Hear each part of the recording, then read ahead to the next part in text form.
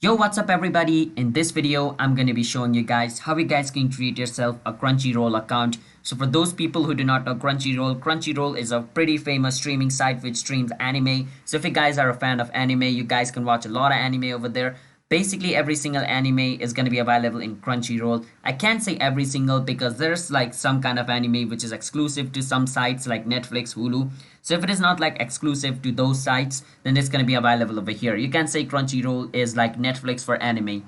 So follow the step in order to create yourself a Crunchyroll account. And if you guys are new to our channel, want to step, then don't forget to hit that like and subscribe to our YouTube channel with notification on. Let's move on. First step, you want to search for Crunchyroll over here. Once you search for Crunchyroll, you can click on Crunchyroll, the official source of anime and drama. You can come over here. Once you're over here, basically it's going to take you to its website. So this is basically what Crunchyroll is. Once you're over here, you can click on where it says login.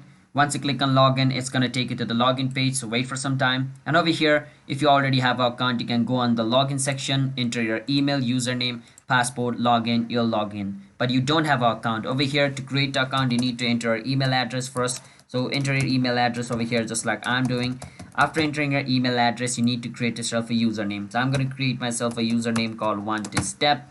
Once you create your username, you need to create a passport. So I'm going to create myself a passport over here.